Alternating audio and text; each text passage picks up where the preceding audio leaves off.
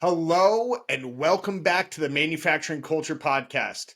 I'm your host, Jim Mayer, and today we've got an incredible episode lined up for you.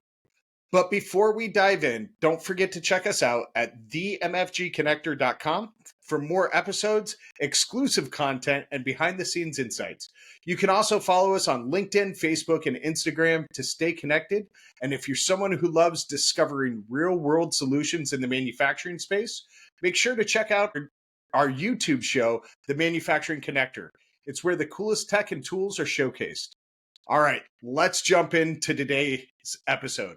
Today's guest is someone who's taken charge of rethinking how we view skilled careers.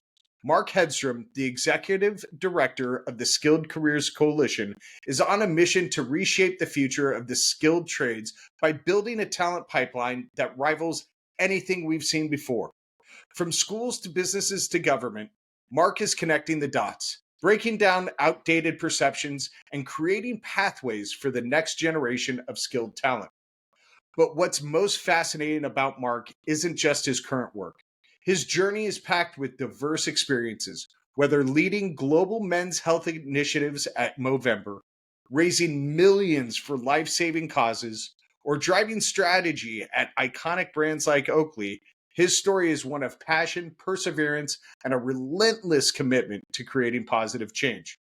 So get ready for an inspiring conversation. We're about to hear how Mark went from a background in anthropology to building a coalition that's revolutionizing skilled careers. And we'll uncover the values, insights, and leadership lessons he's picked up along the way. Hello, Mark. Welcome to the Manufacturing Culture Podcast. How are you doing today? I'm doing great, Jim. Thanks for having me on. Absolutely, man. I'm really excited. We connected well on the first intro call we did here, and I've been looking forward to this conversation ever since. It's not Likewise. every day I've got the guy who worked at Movember on the Manufacturing Culture Podcast, so I'm looking forward to this. That was the beginning of my beard. It was just Movember, and then it just went full force there. Yeah, I will say at the front, I apologize and also thank the women in our lives for maybe looking the other way as we grew a mustache for men's health. So I had an opportunity to enhance Chris's cards for about 11 years. Yeah, the timing of that is rather unfortunate, unless to get those Christmas cards done. But I like that. Well done. Mark, to start off, icebreaker time. What does culture mean to you? This is a Manufacturing Culture Podcast. Would love to hear your take on what culture is. Yeah, it's a great question. I've thought about it a lot. I mean, obviously, I've been in a number of different organizations and run a few as well. I think culture is incredibly important because how you develop and enrich your culture and has to be a massive focus for an organization, whether it's a CXO level individual or someone on the front lines. Your business and your company is only good as the people and the culture that you have. So fostering and engendering a positive culture where people lean into conversation, that you're open, as a senior manager, to hearing from, in some cases, younger staff about what their ideas are, allowing for ideation to happen, allowing for people to fail. I think that's one thing I've learned in my career is learning when you fail, what is it that led to that, and ultimately fostering a culture that allows for people to fail and fail fast. I think that's the most important thing, Absolutely. Right? The ability to raise your hand and say, hey, I've got a great idea, or hey, this didn't go the way we expected it to, and here's what we should do differently moving forward, I think is incredibly important. And mirroring and sort of living that culture as a senior manager or a CXO is incredibly important for younger individuals to see, and then the whole team to see. So culture to me is, if you don't get that right in a business, it's not a business that's going to survive. Yeah. I just don't think it is. Or, you're going to be churning through people because the culture isn't there. And it's not in place. It's not a place that they want to be. We spend 8 to 10 hours a day online and in person with people that we have to work with. So best to have a culture that you love and a group of people you love to work with as well. Absolutely. Well said. Well said. So, Mark, tell us your story. How did you first get into what you do? Because never mind. tell us your story. I'm not even going to try and Uh, add on to that question. Just tell us your story. yeah, well, I think I think the underpinning of my story is intellectual curiosity. So, as you mentioned at the intro, my background was actually anthropology. That's where I started, but it was biological anthropology, which is really around the study of human evolution. Okay. And I had a professor very early in my career who was very influential in getting me to question things and really understand what the data showed and let the data lead you to the decision or your hypothesis or theory, while at the same time always challenging you to think differently and challenging you as an individual. And at the ripe age of 20, having that kind of mentor I think was incredibly important because it allowed me to take on, again, as I said, in that sort of cultural conversation, it allowed me to take on mistakes and understand, like, it's not an environment where if you make a mistake that it's a negative experience. It's an environment that allows you to be taught and mentored into thinking about things differently and solving for maybe a mistake or an issue you've created. Um, so that was it. It was interesting. I went down the career track of thinking I was going to be a tenured professor at some point in my life. Wow. I was influenced very early on. I think surprisingly so. I loved Indiana Jones. I went to his fake alma mater, the University of Chicago, which is where he studied under Abner Ravenwood, if you guys Yeah. remember that. But I think foundationally, that was a really important experience for me in the sense of understanding how evidence and data can lead you to decisions, but that you have to step back and understand, well, the data says one thing, but what's the experience around it? What are the things we should be thinking about differently? And anthropology is a lot of discovery still around, well, does that make sense? Does that fit into what we already know, or does it take us in a different direction? Hmm. From there, I cut my teeth early, working as a consultant in Boston and then in DC in healthcare. So I spent about 11 years in healthcare, anywhere from a product manager of an IT Wow. organization through to management consultant in operations and finance and healthcare systems across the US and Canada. So learned a lot. I would say that, my experience in management consulting, while I spent a lot of time on the road, it was an incredible experience in terms of, I liken it to my wife who went to business school, and I met her at one of the firms that we were both working at. It was business school for me Mm. because I learned a lot in all the different organizations I was working for and from the executives that were working in those and running those organizations. Lastly, what I say is, I just I did that for a while. Like I said, about 11 years of my life was in anywhere from public policy. So looking at how do we ensure an uninsured population in the state of Massachusetts with the fishing population that was in New England at the time, all the way through to management consulting in healthcare systems. But the one thing I learned in that process that I didn't have, and again, this goes back to that intellectual curiosity, is I'd never run a business. I'd Mm. never been on the ground floor of actually running a business, and I didn't Sure. have that experience. I was telling or advising other people on how to run a business, but I wasn't actually in a place where I could say I had done that myself. So I quickly transitioned into slowing down, getting off the road, and I was the CFO and COO of a snowboard and skateboard company here in California. Complete shift from healthcare. Instead of trying to keep people out of hospitals, I was now in the business of putting people in hospitals. So, it just became one of those experiences where I think, again, the best thing I learned there and the hardest thing I learned there is just about the people and the culture and what it's like to run a small business. Um, I remember that was in 2007, 2008. We all remember what was happening around that Oh time. yeah. And just the sheer fact of making payroll every 2 weeks Yeah. was a very daunting but incredibly educational experience. Sure. Um, and then I switched gears again. I moved into Oakley, was doing strategic planning for Oakley that had been purchased prior to me joining by Luxottica, which is a very large Italian brand, Yep. as most folks know. And then got a phone call to join Movember as the executive director, and I ran that for 11 years. Incredibly passionate about it, moving into nonprofit space. Was at a point in my life where I was very open to the idea of how do I leverage my experience and what I've learned over 15 years for something that was bigger than myself, right? Yeah. That social good, that opportunity to provide impact in other people's lives. So I've continued through to what we're doing at the Skill Careers Coalition, just continuing to lean into that passion and trying to help other people. I love it. I love it. What is there a common thread? I mean, you've had a lot of experiences, right? Yeah. Oakley, health initiatives, Movember, healthcare consultant, Movember, now the Skill Careers Coalition. Is there a common thread between all of these experiences that you can identify? Yeah.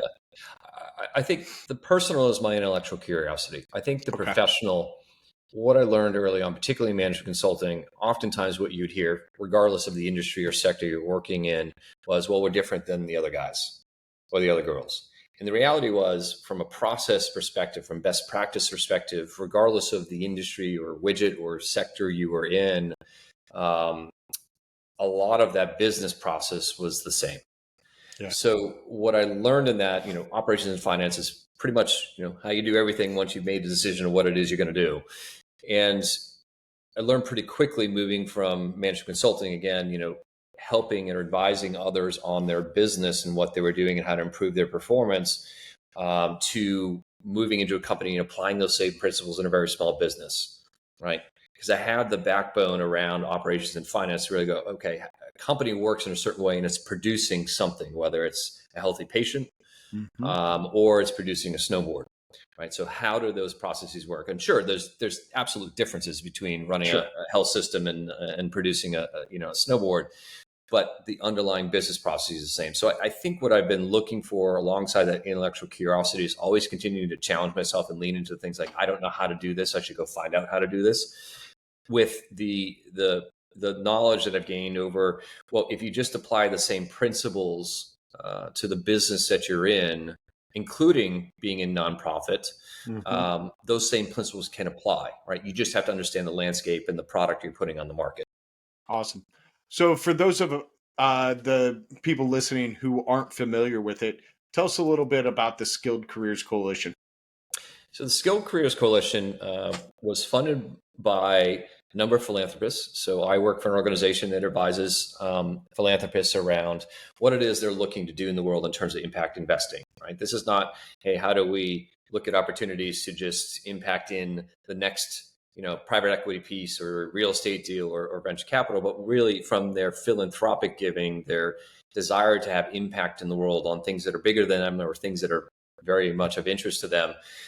We sit in the space of having the opportunity to advise them and talk about what it is they're looking to do or what opportunities exist. And one of our funders really came to us with the idea, economist by background, and said, I'm concerned about where this nation is going in terms of our security in the world, how we look at ourselves from a GDP perspective, all the way through to, I'm seeing all these conversations happening. I'm an economist. I see what's happening in terms of in the commercial world, but we have high student debt that are coming through. We have large dropout rates from four-year degrees, the military struggling with their recruitment numbers, and yet we know that the backbone of America is entrepreneurialism, small business, and skilled careers. So Yeah.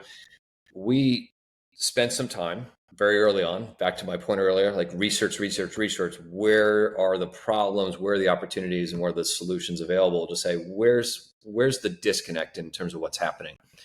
And I think when you step back and look at the system, what we're trying to do within the Skilled Careers Coalition is look at three things. We've got to inspire the next generation of skilled workers. We have to Yep. get more young students into the trades, as they're called. We Hmm. have to destigmatize that word, blue collar jobs, trade schools, and really kind of bring that back and elevate that as a viable option alongside going into the military or four-year degree. Yeah. Straightforward. That's Absolutely. a messaging opportunity, but we have to inspire that next generation. And we do that through creating content by youth for youth. So young students that are currently in school or just out of school, talking about the passion around their skill career and demonstrating it visually. So we're on TikTok, Instagram, and YouTube, Hmm. where they're creating content and talking to other students that look like them. So it's an Got it. authentic connection. The next piece is really moving from inspire. How do we fill that top of funnel in terms of supply of talented workers, to then making sure that when we connect them into the employers and the ecosystem we're trying to place them in, that placement recruitment pipeline is working better, right? A Mm. lot of what you hear is everyone's focused on their own little part of that issue. They're only focused on their tradespeople or their workforce. But the reality is we have to step back and realize that, as you can see from what we've been talking about in my own resume, I'm on my 7th or 8th job. Yeah. Right. And no longer are we living in a world where someone has a career in an organization. I'm just talking about corporate, not entrepreneurialism, but that they stay with the same place. So we have to look at this collectively and say, what's wrong with that ecosystem that we're getting, better supply coming in terms of more students engaging in a technical career and education, but we're still losing them in the middle. We're not placing in the right places. So wrong person, wrong role, wrong place in America. There's never going to be a perfect system. I think that's the other point. But it's like, how can Yeah. we build efficiency and capacity in that middleware so that when we are placing students that are coming out of school into an employer, or encouraging them to start their own business or take on a business that someone else is looking to retire from, that they've set up correctly.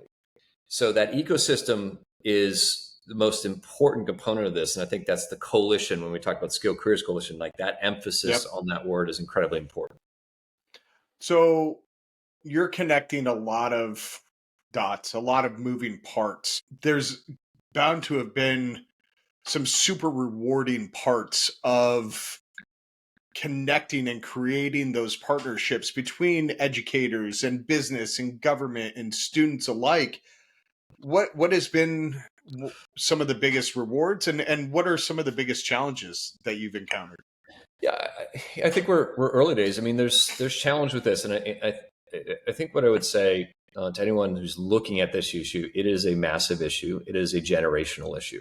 Yeah. Right? It seems like, how do you solve for something as complex as this? Because there are so many actors involved in influencing how this works, right? Yeah. Government, employers, schools, educators, etc., parents, and students.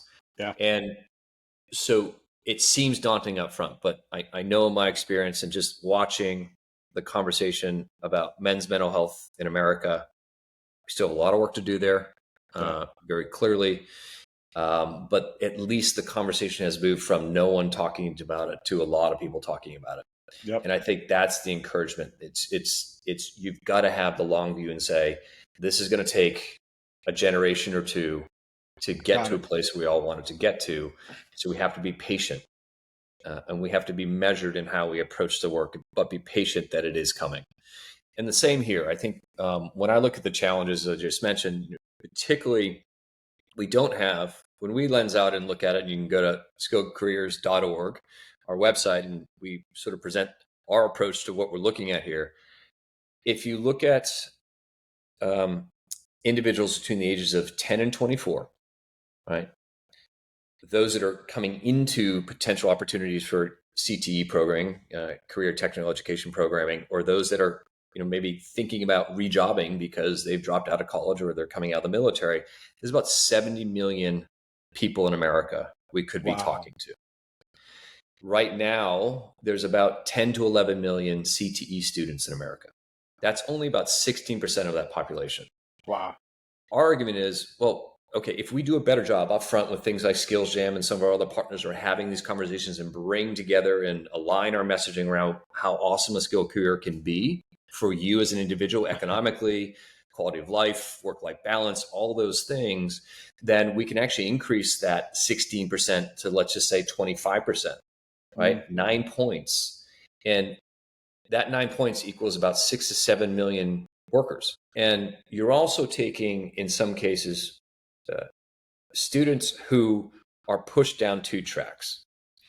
And I'll talk about, I think, where the positive is, and some of the things we're starting to see is, when you talk to counselors, and one of our partners is the American School Counselor Association. The other is Skills USA, which is the largest student member-led CTSO in the US. When you talk to them, one of the challenges is they have very limited time to talk about a career. And in a lot of ways, over generations, we focused on 2 tracks: the military, and there's a high incentivization to go into the military. There's a ton of marketing about going into the military. Right now, if you watch an NFL game, you'll see build submarines. Why is that? Because they're struggling to get people who can build submarines for national defense. Right. But they've been really good in the past they're struggling now with recruitment, but they're spending upwards of 750 million to over $1 billion marketing around the military. Wow. Complement to that, when you talk to counselors, the other place they focus is on 4-year degrees, because we've been telling parents and their kids that a 4-year degree is the way you make it in America. The reality is colleges are spending about $1.1 to $1.2 billion a year marketing to parents and students. So you've got $2 billion of marketing effort. I would argue if you look at skilled careers and look at the disaggregation of marketing by those that need skilled workers, it's probably on the same level, but it's so disaggregated. The messaging is not the same. We're not delivering through something inspirational to younger students, and we need to focus our efforts collectively. What I would say in terms of early wins, we've had a lot of engagement from industry, a lot of engagement from workforce development around this conversation. How do we inspire the next generation? I think we have the opportunity here to really lean into that. We've just launched our second season of Skills Jam, and we're starting to see students really engage, younger individuals, awesome. but we're also trying to talk to parents and counselors. So there's some early indicators that if you think about delivering peer-to-peer based content around a skilled career, that younger individuals are going to start to consume that. If you look at, Mark Rober, I have an 11-year-old son. The amount of time my son, and it's incredibly positive, and it's deep, and it's talking about STEM and all these cool different things. He does an amazing job, and my son loves it. And I've talked to a lot of dads, and same thing, or moms, and they've said, yeah, all the time. So it's out there, right? We just need to bring that together and figure out how do we inspire kids to think about, not in a negative way, but there's a third option for you as a career. Yeah. The last thing I'd say is early on in our conversation with Skills USA and ASCA, the American School Council Association, what we've realized is we need to be working, the three of us together, because that counselor in their very limited time is one of the best salespeople to both the parents and the student about their career options. Yeah. And we need to be elevating that conversation around skilled careers as an option, right? We need to help parents understand, well, where does my child go? We need to help the student understand what are the options and how do I start exploring that opportunity? So early wins, but as I said, this is a generational problem. We have to have that patience and that long view to kind of say, where are we trying to go? What's our North Star? And Mark, I'm elder, millennial, younger, Xer, Zennial, whatever you want to call it, right? Graduated late 90s. Manufacturing careers then were for burnouts, right? And that alternative school type person. And I think that it still has a little bit of that stigma today, right? I think that we've done a better job in the last decade or so of sharing that it's not that dark, dirty, dangerous place that we've that we've had a perception, but I still think that it's not always looked at as that first choice career like you were talking about, right? And so how do we start to reach, and maybe it's exactly what you were just talking about with the parents and with the counselors and with you, but that it's not just for the people who can't make it in the regular classroom, right? This is for anybody. Really anybody can take advantage of a career in manufacturing or any of the skilled careers. Yeah, I think that's incredibly important. It's not a if or statement, right? Right. It's a yes and statement in the sense of you should have all three options available to you. Yeah. Right. If you are interested in the military, then let's make sure that we're navigating you down that path. If that's something you want to explore further, ultimately it's your decision. And the same with 4-year degree, right? I think we have done a disservice, particularly to younger students and their parents. If you look at the data, which we have from the Federal Reserve of St. Louis, and you look at the value of a bachelor's degree, the value of that, the return on investment of that is gone. It no longer is a positive return on investment for most students. For certain educational organizations and institutions, it still is. And if you're in a STEM, it still is, right? Or if you're engineering or, mathematician, but it's like things like computer science is changing that rapidly. Yeah. It's now moved to looking at a master's or a PhD level. That is getting to the point that the ROI is turning negative as well. So Wow. we've created this system in both the military and the 4-year degree system where those are the only two options. And we've done a disservice in explaining. And I think to your point, one of the first things you need to do is destigmatize the word blue collar or Yeah. trade, right? I know I said that earlier, but it's really like language is incredibly important. If I learned anything from talking about men's mental health, language is incredibly important. Yeah. And so destigmatizing those ideas of what these jobs were, they're dirty, they're in the dark, they're dangerous. That isn't what we're talking about anymore. It's not your dad's career at GM for 40 years. It's very Right. different. And so we have to go down this path of showing it in a positive light, destigmatizing. But I think again, just getting into a conversation. We've had conversations with unions. I mean, if you want to talk about apprenticeships and whether or not they're working well or not, the reality is when you talk to a young student, they often don't know how to get to that conversation. Yep. Or where is that conversation happening? Or where is that opportunity for me? So there's just a disconnect between that union who's offering apprenticeship opportunities to a student who's coming out looking for it. And point being is that ecosystem is just very fractured. It's very local in some cases, but nationally, it's not even an area of focus. When we talk about workforce development, I think we should challenge ourselves to say, well, what does that really look like? And the last thing I'd say is we're also talking about, you said you're a late millennial, early or, Gen X or somewhere in the middle. I'm clearly smack dab in the Gen X environment and coming out of different industries. What I can tell you is that the younger worker, from my experience, is very different than myself. Yeah. And if you were going to have a successful culture, like we talked about early on, and you're going to have a successful business and a successful team, you have to adapt to what your younger workforce wants, cares, and needs. Yeah. And that's not to say that, you don't have an expectation, but the reality is they have different wants and needs. Yeah. They might have some expectations that are outsized, but at the same time, they have expectations that they're going to be in this job for a period of time and they hope they get the best experience with you. So how do you pivot towards understanding that younger workforce, regardless of how they show up? Yep. White collar job or the old, vernacular blue collar jobs. However they show up, it's just adapting to that and understanding how to retain them as long as you can, train them maybe for that next job. Yeah. So we've talked a little bit about the perceptions, and I do want to get more into your background here in a moment. But I do have another question about some of the challenges. I've started having conversations with individuals who come from areas like Baltimore, areas that historically 40 years ago had robust manufacturing city centers, right? Mm-hmm.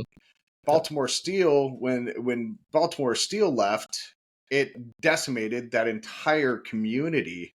And now what it's done is it's created some generational trauma about getting into a skilled career because and I see it here in Arizona. We're now in a second silicon, semiconductor boom here in Arizona, but people are leery of jumping into these jobs because they left once. So why would I now push my kids to get into a skilled career when I don't know if it's going to be there before? Are you running into that kind of challenge as well? I think there's something to experience, and to your point, the trauma that comes with that. I grew up in Central Mass, very much. My dad's from Lowell. Yep. Lowell was one of the textile manufacturing hubs of the world a long time ago, and if you still drive into Lowell and Lawrence, there's massive mills that are still there, being repurposed but still there. So there's definitely that challenge where we've had very quickly between maybe my grandparents' generation, my father and myself. My grandfather was an immigrant from Sweden. Okay. And all of his kids went to college. And that was the dream, and Yeah. it still should be a dream, but it might not be for every single student. And I think what we have to do is, again, move away from that blue collar, that dirty job approach that we've been messaging in, or maybe highlighting in different places and spaces, to show that what might have been a healthy economy in Baltimore or Lowell, Mass, that had a huge trauma attached to all of those companies going under or moving away, being offshored, that the jobs that exist now aren't the same, right? They're Yeah. not the same kind of skilled trade jobs, and showing that. So when you talk to a student now, as we have 300 plus ambassadors. These are students in training, or these are students just graduating out of training. So Okay. we're trying to understand what are the challenges they see and where's the information gaps that they have. And one of the things they will say time and again is, I don't know what a plumber makes in Boise, Idaho. What does that even look like? Or how do I start a business? Or who are the employers in market that want to hire someone like me? And my point around that is that you have these generational traumas, you have these stigmas around their own experience, or just kind of how we position these careers, to not fully understanding they're massively different now. Yes, plumbing Yeah. is still plumbing, but plumbing in my grandfather's house is not like the plumbing in my house, Right. right? And it's a much more technical experience and set of skills that you need to have. Yeah. I think the other thing I say is we have a gap. It's why we exist. It's why other organizations are focused on this. And again, how do we do that collectively? Right. But there is a gap in this country with respect to skilled trades, just as there's a gap with military recruitment.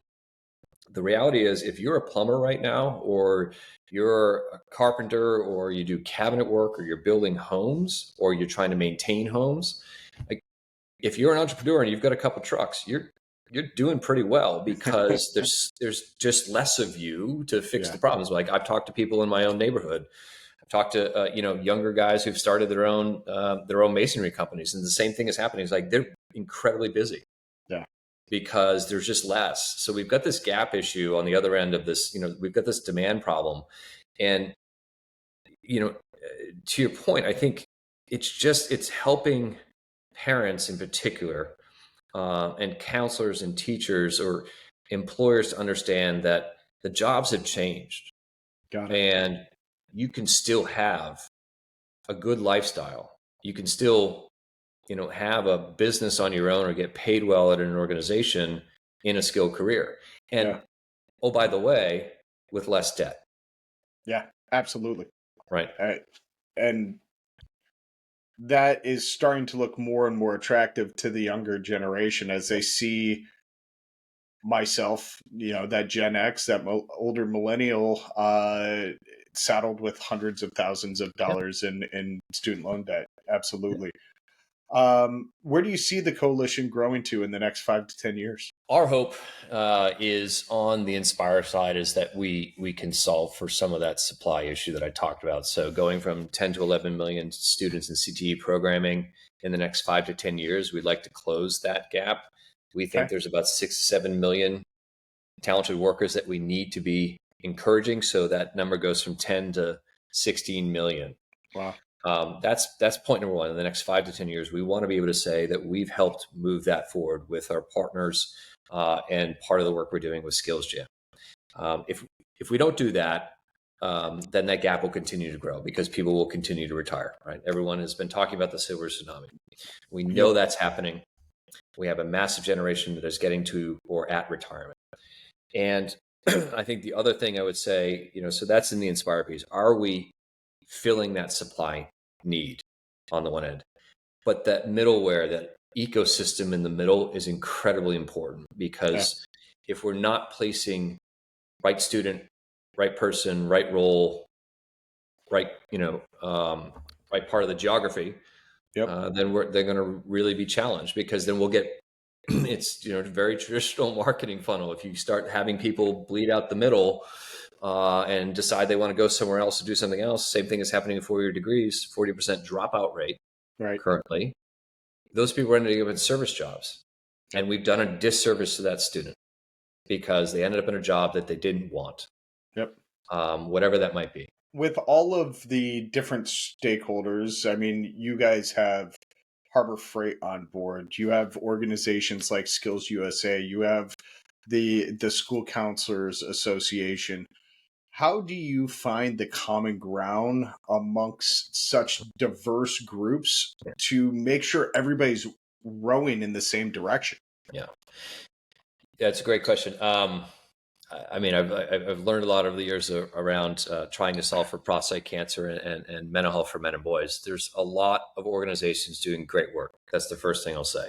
Okay. I think what I've come to learn from philanthropy is philanthropy fills the holes, right? If you look at prostate cancer, and this is a really clear example to me, the largest funder of prostate cancer in America is the Department of Defense. Hmm. Why? Because they own and they've managed the Veterans Administration. But they also know that they need to be in the cancer space. But they are the single largest funder of prostate cancer research in America. Wow. November was somewhere in the middle ground, somewhere between 5 and 10. Right, we were investing quite heavily, and then we had partners at the Prostate Cancer Foundation. The challenge was, and it's the same set of principles that apply here. There are going to be organizations that don't believe in the coalition or what we're trying to do. That's okay. We're looking for the people who want to come alongside us and solve this problem collectively. I think the first thing you're going to do when you're doing that, though, is check your ego at the door. Okay. And what I mean by, from my experience in prostate cancer, is we had to keep coming back to who are we here to serve? We're here to serve the men with prostate cancer and their families. Yep. That's who we're focused on. That's our North Star. So regardless of our own challenges or issues or perspectives, at the end of the day, we have to find out where we find that common ground, because that's the person that we're trying to help. So the same here. We're trying to help not only industry, but also students, young individuals. So our North Star is, how do we get more students to consider a skilled career? Because we know that there's a willing employer out there that wants to do that work with them. And underneath, whether it's prostate cancer or skilled careers, is the idea of collective impact, right? We're all spending money on this issue. We're all doing it maybe independent of each other and getting middling results or great results. But the reality is, if we take the approach of collectively saying, what are your superpowers? What are my superpowers? What are you spending time and money on? What am I spending time and money on? Oh, hey, let's overlap. Let's leverage each other's strengths to move further faster. And I think that's the idea behind collective impact, is if we come together, for those that want to be in the room, then we can move further faster. We can solve this problem quicker. And I think that's the most important lesson to take away from these types of large, hairy issues that exist in America, whether it be mental health or rebuilding the skilled careers in the US, is it's solvable if we can figure out how to work together. How do we leverage each other's strengths? You've spent a long time, I think it was over a decade, I read in your bio, in different various leadership positions. How has your view on leadership evolved over time? I think I think the first thing I'd say is I've learned more from my worst managers than my best managers. But in all seriousness, I think very early on I had incredible managers. I've had mentors that, anywhere from my anthropology professor I mentioned in college through to some of my early mentors in my consulting career, who were incredibly giving of time. But I think what shaped me is that was just the good example that was out there. The great examples out there. It's like, oh, okay, that I want to emulate that. It's when you had those managers who were, for whatever reason, not looking out for you. Yeah. I think those were the traits that I said, oh, I know how that feels. I don't want other people that I may manage someday to feel that way. Yeah.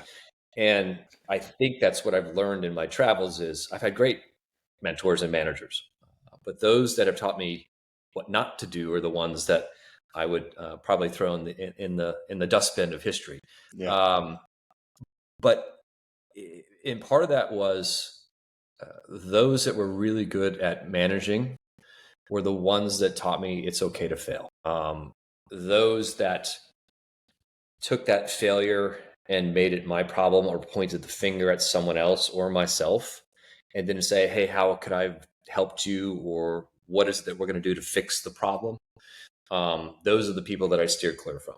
And so, there's been plenty of times where I've had to raise my hand in meetings, running organizations, and said, that dumb idea was mine and I'm going to own it. Yeah. But and again, like we were talking about with culture, like demonstrating the values and the culture that you want to create is incredibly important. And showing particularly younger individuals coming into your or working in your organization that it's okay to fail, that, oh, well, he's able to, acknowledge when he's made a mistake. So creating that culture where that acknowledgement plays throughout the company. Yeah. Mark, you seem to be very in tune to the human experience. People don't get into anthropology unless they're interested in the human experience. People don't go work for a organization like Movember unless they're interested in the human experience. And I would say the same thing with the coalition now. And so, how are you able to make the human experience better for these young people as they look at the future careers in skilled trades? In my training in school for anthropology, one of the concept that is outdated and in the dustbin of history, I believe at this point, hopefully it is, was this concept of self and other, in the sense that anthropology, many people don't know, was also the grounds for eugenics, which led to a lot of challenges when Wow. you look at genetic makeup of individuals. Like anthropology was the home of that because it was based upon this idea that there was differences in races. Wow. Um, but the concept of self and other is still relevant in the sense that the idea of, in a community, you're identifying with others. In a culture, you're identifying with others. And then there's this other group of individuals that aren't yourself, right? They Yeah. don't look like you, don't talk like you, and you other them. And I think that's a concept that's still out there, but it's changed from how it sort of started in anthropology with Levi Strauss and others who brought the concept forward. And the idea behind self and other is I don't think collectively we need to be thinking about that, right? We're trying to build a coalition here that looks at the other or the othering of people and says, well, how do we solve for that? How do we bring those people into the conversation and understand what's happening? Your point around generational trauma with jobs moving in and out, some of the challenges we see in manufacturing and other sectors with diversity, Yeah. right? Construction needs women in their workforce. Yeah. Other industries and sectors need women in their workforce. They need, people that don't look like what you'd expect a 50 or 60-year-old construction worker to look like. We need that diversity to come into play so that othering doesn't really exist anymore. You've got to bring those people into the conversation. You've got to demonstrate that it's something that's attainable for them, right? And Wow. and really, the concept is as simple as how do you bring people into the tent, right? How do you Yeah. make a bigger tent and bring more people in? And I think that's what we're trying to do here with the coalition is finding those organizations, those individuals, those institutions that can help us bring more people into the conversation. I love it. It is exactly the same thing that we have to do with respect to mental health, and that's what I learned at Movember. How do we bring? Everyone talks about the binary function of men and women. The reality is, women's mental health and men's mental health are interconnected, Yeah. right? We can't talk about them in binary language. We have to understand that the root cause of some of the issues that impact women negatively are the result of men's mental health and vice versa, right? So how do we solve for those issues? Yep. One of the things that, and just to put a very fine point on it, there's a lot of othering in domestic violence about the perpetrator, which are largely men, Yeah. if not almost 100%, right? Right. It's fairly close. So early on at Movember, one of the things that we did was like, well, we're a men's health charity. Like we have a reason and a need to help solve for that problem. It's not a woman's problem. It's how do we, in some cases, in the space where we know that the perpetrators are men, how do we do a better job as a men's health charity to solve for that problem, right? Wow. How do we talk to men about these issues? Yeah. And I think it's this idea of it's not self and other, it's just a bigger tent. Yeah. And we need to solve for it differently than we have traditionally in the past. And we're not in these small little tribes and you've got your issue and I've got my issue and we're never going to talk to each other. Yeah. I love it. That's a very powerful answer. Um, and I'm hoping for another one from you on this one. You've raised hundreds of millions of dollars, Mark, over your career for various organizations. That's just on the financial side. I'm looking for you and your drive, your motor. What's been your proudest achievement in this career? Yeah, I think we used to say this at November. There was look, I came into the organization at the high watermark where we were raising a significant amount of money in 20 countries across the globe, and we realized that that was a definition of success, not significance. And the importance behind that differentiation is everyone's going to look at the numbers like, wow, that's huge. Yeah. But it's the application of that funding and that fundraising that's most important. So when you look at impact investing, and there's a lot of movement in philanthropy to talk about, which is why I'm in the space that I'm in now. If I'm going to give you $1, what's the impact? How much of that dollar is going to the actual need, that patient, that individual, that person, that organization that I'm trying to help? Yeah. And I think that the unique challenge with all of that is, the fundraising, the U.S., and I've tried to explain this to former colleagues in Australia and other parts of the world. They're like, I don't understand. It's a massive fundraising platform. Philanthropy is huge in America compared to other markets. And but the challenge is that's the success in the sense of you're raising millions of dollars. It's the significance that's most important. And I think with this, we're only as successful if we can get more students to consider and then move into continuing, career and technical education, right? And we're only as successful as getting more partners into the coalition. Back to your question of where do we see ourselves in 5-10 years? If we don't solve for more supply, more students electing a skilled career, and we don't solve for that middleware or that ecosystem that's really not efficient right now, then we've done a disservice and we're not significant. Yeah. So I think it's in the for-profit world, because I spent time there, it's shareholder value, right? Sure. And I think we don't have that, and that's part of the reason I'm staying in and continuing to double down on philanthropy is that my capital is social capital. It's social good, right? I joked earlier about trying to keep people out of hospitals and then putting people in hospitals, working in management consulting and skateboarding. What this is it's really about investing $1 in someone and giving them an opportunity to do something better with their lives. And I think that's what philanthropy should be doing. But if you're just as a philanthropic organization, and we've talked about this internally, if you're just focused on the fundraising, it is important. It's how you keep your doors open. But ultimately, and I've had some very wise mentors in the space say, you should be trying to put yourself out of business. Because once you've got that significance, once you've solved for the problem, then you shouldn't be trying to perpetuate yourself. You should be looking at saying, we solved this issue. There are no men dying from prostate cancer, or if they're diagnosed, they're chronic disease and they're living a long, healthy life, or we've solved for the skills gap. Yeah. And once we can get there and we redefine what a skilled career is, then we should be looking at that's the significance, that's the importance, that's what we were trying to do. Okay, great. We've done our job. I love it. So what advice would you give to someone that is either in high school or dropping out of college or leaving the military and is unsure about their career path? What advice would you give them? Well, first of all, dropping out of college or dropping out of something is not a failure. Right. It maybe was a misapplication of your talent or your passion, and that's not a failure. So I think that's probably most important. Second is, from where I sit, that intellectual curiosity, find it. Like, what do you care about? What do you love doing? Don't let someone define what's important to you. Understand what makes you happy, what brings you passion or joy or whatever it is. Because I think those people who have found that, and I feel like I'm getting closer to that in my own career, they just show up and love what they do.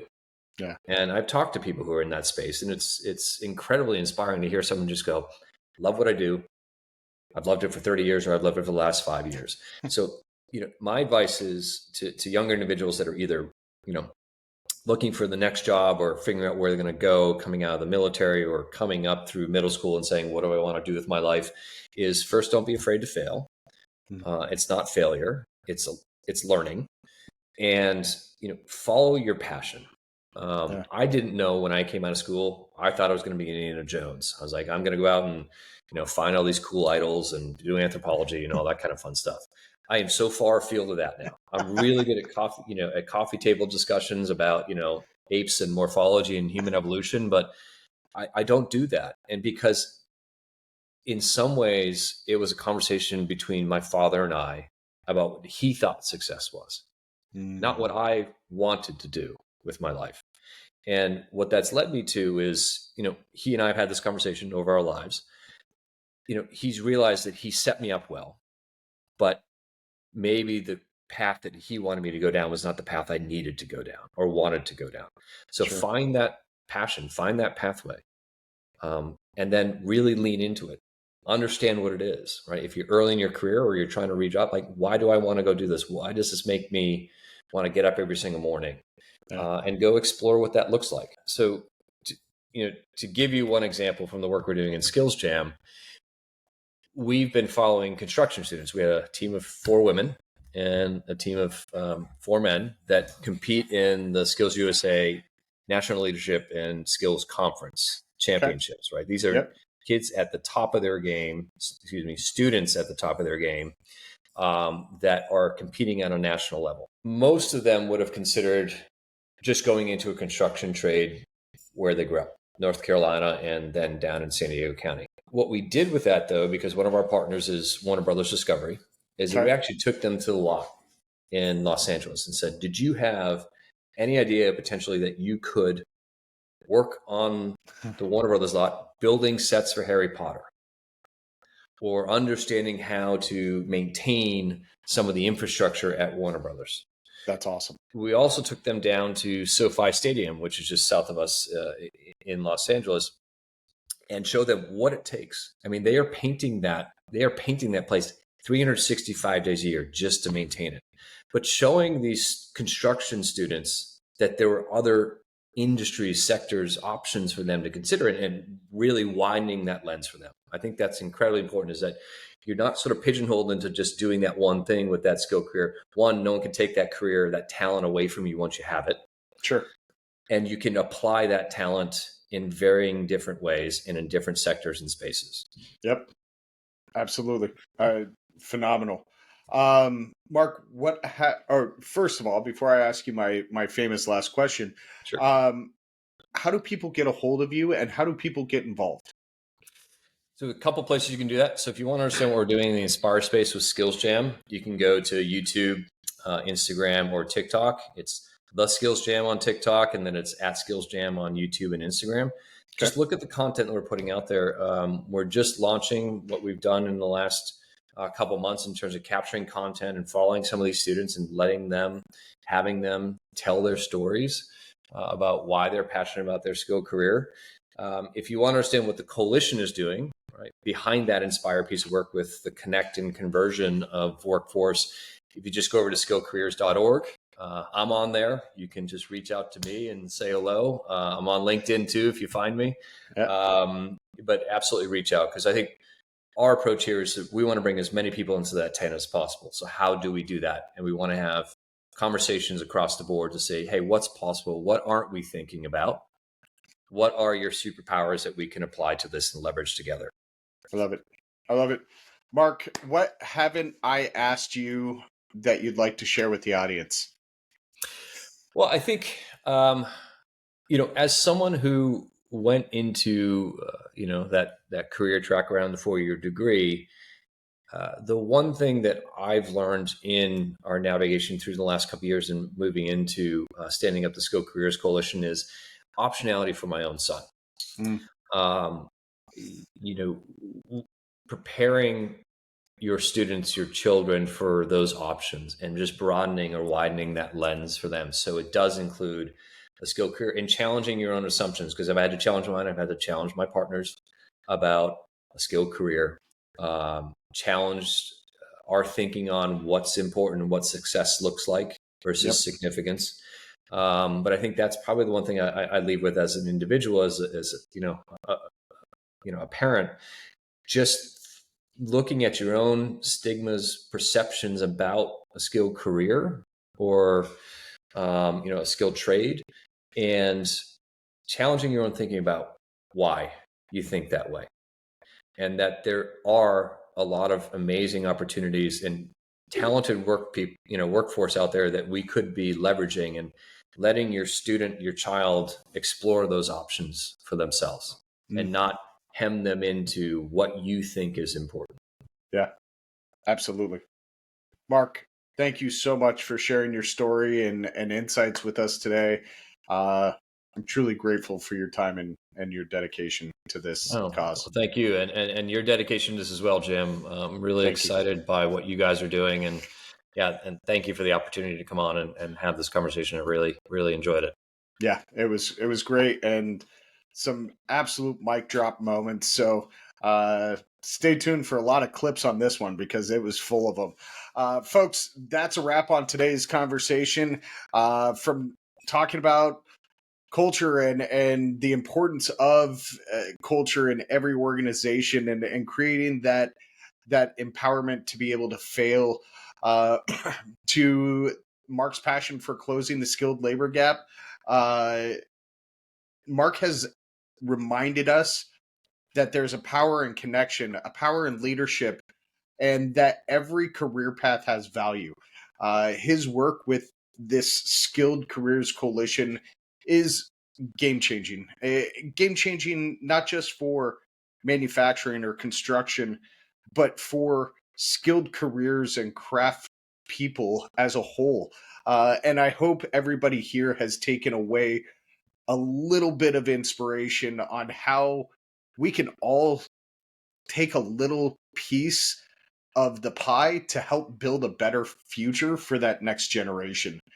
So, to you, our amazing listeners, thank you for tuning in. If you loved this episode as much as really enjoyed making it, please take a moment to share it with your friends, your colleagues, your grandma, whoever is interested in skilled trades, skilled careers, the next generation, national security, whatever it is.